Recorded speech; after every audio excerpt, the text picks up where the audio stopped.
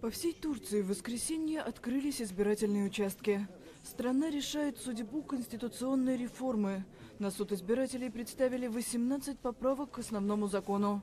Фактически они меняют государственный строй в стране. Парламентско-президентская республика может стать просто президентской.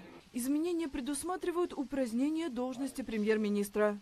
Формировать правительство и Конституционный суд будет лично глава государства.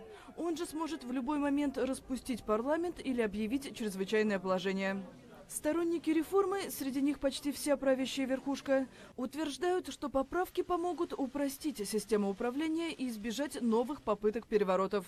Противники опасаются, что такое расширение полномочий президента Реджепа Таипа Эрдогана – шаг в сторону еще более авторитарного государства. Если изменения будут приняты, Эрдоган сможет оставаться у власти до 2029 года. Реформа предусматривает избрание президента сроком на 5 лет. Один человек сможет выдвигать кандидатуру 2 раза подряд. Новая конституция начнет действовать после выборов главы государства в 2019-м, а значит, Эрдоган вновь сможет баллотироваться.